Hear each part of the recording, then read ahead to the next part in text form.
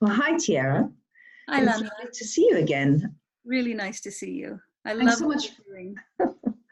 Thanks so much for agreeing to do the video today. My pleasure.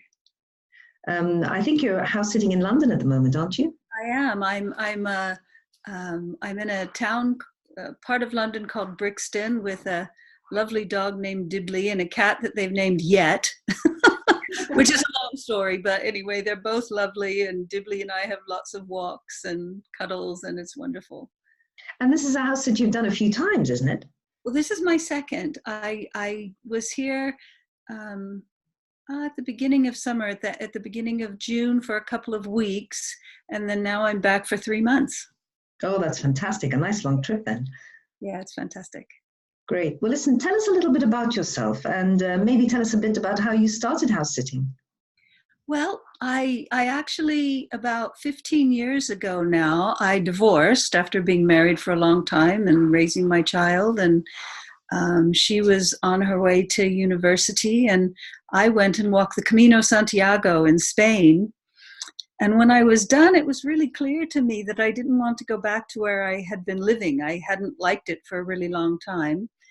And a friend of mine in Hawaii said, "Well, I'm planning a 6 week trip. Would you come and take care of my animals?" That one, she had four, I think, four dogs and two cats at that time. And so I went there, and I just loved it. I had lived in Hawaii for a long time, so it was like going home in that case.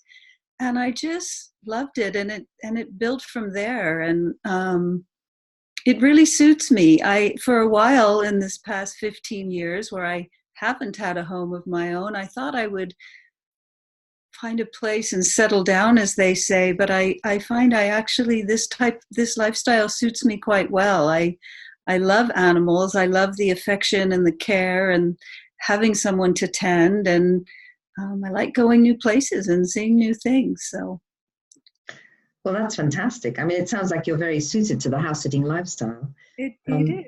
It suits me quite well. Yeah. and and is there a bit of a wanderlust you think about you that leads you from one country to the next because you are an international traveler? I mean, you've been Yeah. everywhere.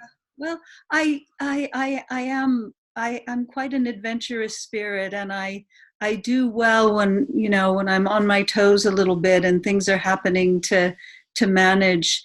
That's more interesting for me than just a day to day. Everything is the same day after day lifestyle. Though of course I have lived that as well. But I'm someone who's very resourceful, who um, can manage new situations really well, and I like new things. I like seeing new sights and going new places and getting a feel of how people live and the flavors and the culture. Well, it sounds like you have really diverse sort of tastes and interesting culture, and maybe a little eclectic in terms of your activities. I mean, from the Camino to staying in London for 3 months to um, house sitting in New York and Hawaii. I mean, that really is quite diverse. Are there It any is. favorite cities that you have or places to go that you make sure are on your list every year? Well, as it has turned out, Maui in Hawaii, New York, London, and all over Spain are the places I continue to return to again and again. I love Europe. I love train travel in Europe, so I'm always interested in going to a new town and seeing the architecture and how people live. And um, of course, the thing about being with animals is that by the very nature of my lifestyle, I'm alone a lot.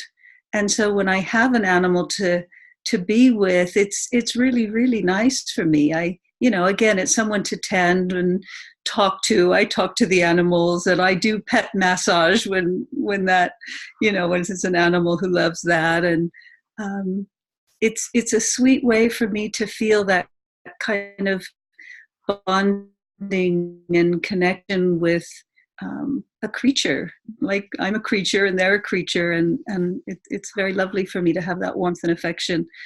And I'm a city person, so of all the places I like cities more than countryside as a general statement. Yeah. You've written a lovely blog for us about affordable things to do in London, Yeah. which I'll be sharing with this video. But so I certainly get the feel that you are a flaneur, someone who likes to feel the city with their feet, really get around and kind of eke it out somehow.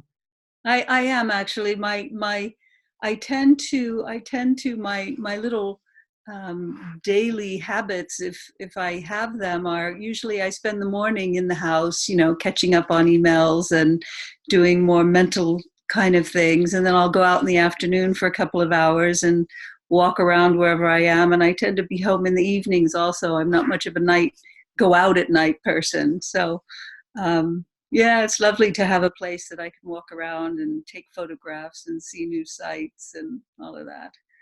Wonderful. And in terms of your house sitting experience and your knowledge of homeowners and what they like, I mean, you've been house sitting now, I mean, really for about 15 years by the sounds of it, on and off.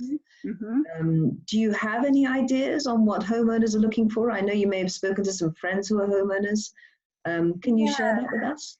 I think that people who have homes, and especially who have pets, they're looking for someone that can love and care for their animals like they do.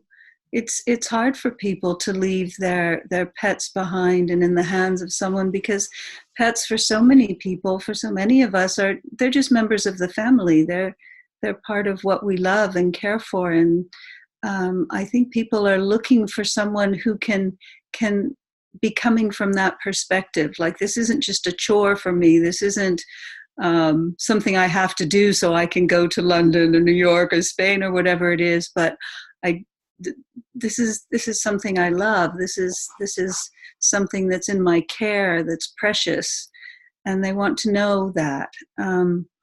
I've talked to a couple of people, and some of the things that make it difficult for them is someone who's not really savvy at getting around, because then they have to take care of their pet sitter.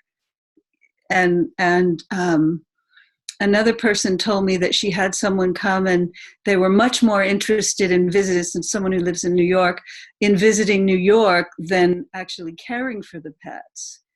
So, certainly if you're a pet sitter, part of the draw is seeing new places. That's why we do it on a very basic level. But if the pets aren't primary, then there's something a little skewed in the dynamic. So I think that for pet owners to get clear about what's important to them, obviously it's going to be caring for the pets in a way that they will feel good about. And then if they want things done around the house or in the garden, and that's important, to ask good questions and to see what questions the pet sitter is asking. Like, are they asking about the pets? Are they, showing an interest in that? Well, that's actually fairly insightful, I think, in terms of, trying to understand people's motivations when they're house sitting. But also from the owner's perspective, trying to understand, what's important to them and sharing that information. So communicating that clearly is pretty important, I would say. Mm-hmm. And do you have any top tips for house sitters then? I mean, we hear the homeowner's perspective. How about top tips for house sitters? You're very experienced. I'm sure people would want to hear what you have to suggest. Well, I think that one of the things that really helps people is to take little videos and photos. That's something I'm passionate about. I love taking photos and videos, so it's a natural thing for me.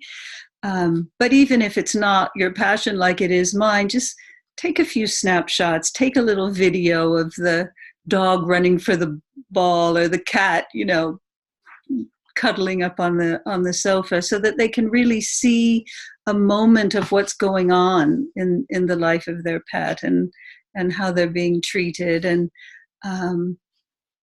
if you can, write to the people and just give a little synopsis of, oh, we went to the park today and Dibley lost her ball. She lost the one I'm with now. She wants to play fetch, but the way she plays fetch is she goes and gets the ball and then drops it where I can't find it. Then bring it back to me. She sounds like quite a character, Dibley. It's funny little anecdotes that you can share with the people, so they still feel connected to the life of their pets. That's a lovely suggestion. Well, Tiera, thank you very much indeed. We look forward to hearing more of your traveling stories with House Sit Match over the years to come. Yes, I'm looking forward to it as well. I really appreciate what you're doing, Lamia, the hands-on care and connections that you're making with people. I think you're creating a warmth and environment that is exactly what homeowners want for their pets. So you're creating it for us on your site, and I appreciate that a lot. Oh, thank you very much, Tiera. Well, enjoy London, enjoy the 3 months, and we'll catch up again soon. Do it. Thanks. Thanks so much. Bye. Bye.